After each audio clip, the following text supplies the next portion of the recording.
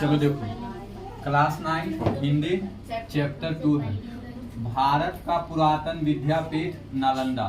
यह क्या है? निबंध है। अगर पूछा जाएगा कि भारत का पुरातन विद्यापीठ नालंदा निम्नलिखित में से क्या है, ठीक है, तो जहाँ निबंध का ऑप्शन आएगा उसमें टिक लगाना है। इसके लेखक कौन है? तो राजेंद्र प्रसाद, ठीक है, राजेंद्र प्रसाद। देखो अब पहले पढ़ते हैं लेखक परिचय, ठीक है, सबसे पहले लेखक परिचय, उसके बाद देखेंगे नालंदा के बारे में, ठीक है। देखो तो इनका जन्म हुआ था 3 दिसंबर 1884 ईस्वी को सारण जिला का नाम है सारण। कौन सा जिला? सारण, ठीक है। यह कहाँ पड़ता है? तो बिहार में ही पड़ता है। सारण जिला कहाँ पड़ता है? बिहार में ही पड़ता है। गांव जो है, गांव का नाम था जीरादेई, गांव का नाम था जीरादेई, ठीक है। इनके पिता का नाम था महादेव सहाय।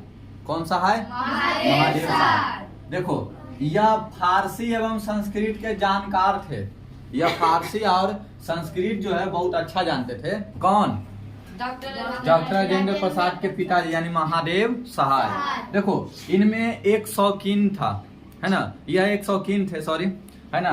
तो शौकीन क्या चीज के थे? पहलवानी और घुड़सवारी। कौन थे? महादेव सहाय। अब देखो पहलवानी और घुड़सवारी का, पहलवानी तो समझ में करते हो ना, ठीक है, और घुड़सवारी भी समझ में करते हो, घोड़ा पर जो सवारी, ठीक है। तो यह दोनों, है ना, यह अपने बेटे यानी किसे? राजेंद्र प्रसाद को भी सिखाए थे, ठीक है, घुड़सवारी करना और पहलवानी करना, ठीक है। कौन सिखाए थे? महादेव सहाय। देखो जो राजेंद्र प्रसाद है उनका प्रथम शिक्षा छपरा में हुआ था, यानी पहली बार जो है पढ़े कहाँ? छपरा। यानी जो मध्य स्कूल तक के होता है, 8वां 9वां सब का पढ़ाई कहाँ किए थे? छपरा में। लेकिन मैट्रिक कहाँ से किए थे? कलकत्ता, है ना। कब किए थे? 1902 में। उन्होंने वकील दल में शामिल भी हुए थे। कब हुए थे? कलकत्ते में हुए थे 1911 में, है ना। वकील दल में शामिल हो गए थे और फिर पटना में उन्होंने वकालत भी किए। पटना में वकील बन के वकालत भी किए। कब? 1916 में। और इनका निधन हो गया। निधन को ही हम लोग बोलते हैं मृत्यु या मर जाना, ठीक है। यह मर गए थे कब? 28 फरवरी 1963 ईस्वी को, ठीक है। देखो यह जो निबंध है इसमें सिर्फ नालंदा के बारे में बताया गया। तो नालंदा देखो, नालंदा जो कि कहाँ पड़ता है? बिहार में पड़ता है, ठीक है। यह विश्वविद्यालय के नाम से जाना जाता है, ठीक है। कौची के नाम से जाना जाता था? विश्वविद्यालय। तो पूरे विश्व के जो छात्र थे वो कहाँ आते थे पढ़ने? नालंदा में, ठीक है। तो यानी मेनली रूप से इसमें जो चर्चा की गई है इस कहानी में, सॉरी निबंध में, उसमें नालंदा के बारे में बताया गया, ठीक है। इसमें बुक जो है ना, जो बुक है, बुक से ही आपको क्वेश्चन जितना है इसमें सब मिल जाएंगे, ठीक है। जैसे देखो और शुरू से ही मिलेगा।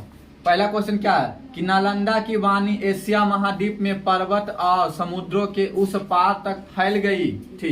इस वाक्य का आशय स्पष्ट कीजिए। देखो जो नालंदा की वाणी है ना, वो कहाँ फैल गई थी? महाद्वीप में, एशिया महाद्वीप। जैसे देखो जो नालंदा है ना, और यह बिहार में है ना, और बिहार जो राज्य है वो कहाँ है? भारत में, ठीक है। और भारत कौन सा महाद्वीप में स्थित है? तो एशिया महाद्वीप में, ठीक है। तो एशिया महाद्वीप में पर्वत और समुद्रों के उस पार, एशिया पर तो जैसे एशिया में तो था ही, है ना। एशिया में, एशिया के लोग तो सब जानवे करते थे नालंदा विश्वविद्यालय के बारे में। लेकिन एशिया के बाहर जैसे अफ्रीका हो गया, है ना, फिर यूरोप हो गया, इस सब जगह में भी जान गए थे नालंदा विश्वविद्यालय के बारे में, ठीक है। चलो देखो तो इसी के बारे में बताना था इसमें। तो इसमें देखो जो सबसे शुरू पेज होगा ना, वहीं से आपको सब आंसर मिलते हुए चला जाएगा। देखो नालंदा हमारे इतिहास में अत्यंत आकर्षक नाम है, जिसके चारों ओर न केवल भारतीय ज्ञान साधना के सुरभित पुष्प खिले हैं, अपितु किसी समय एशिया महाद्वीप के विस्तृत भूभाग के विद्या संबंधी सूत्र भी उसके साथ जुड़े हुए थे।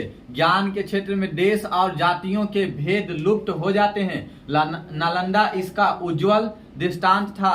नालंदा की वाणी एशिया महाद्वीप में पर्वत और समुद्रों के उस पार तक फैल गई थी। लगभग 600 वर्षों तक नालंदा एशिया का चैतन्य केंद्र बना रहा। इस तरह से हो गया आपका पहला आंसर। ठीक है, तो लिखना आपको कहां से है, लिख लीजिएगा यहां से, नालंदा की वाणी एशिया में। ठीक है, इसी तरह से या शुरू से भी लिख सकते हो, नालंदा हमारे इतिहास में अत्यंत आकर्षक नाम है। ठीक है, इस तरह से आपको मतलब शुरू से ही सब क्वेश्चन आंसर मिल जाएगा और टोटल क्वेश्चन आंसर इसमें बना लेना, क्योंकि ये कहानी तो है नहीं कि आपको कहानी की तरह इसको समझाया जाए। ठीक है, यह जो आपको इतिहास है ना, एक इतिहास की तरह दे दिया इसमें कि मतलब है ना, नालंदा का जो इतिहास है उसके बारे में बताएं, तो यह हिस्ट्री की तरह बना दिया गया है। ठीक है, इसीलिए आप इसका सब क्वेश्चन आंसर बना लिया, बुक में आसानी से मिल जाएगा। ठीक है, खोजिएगा तो।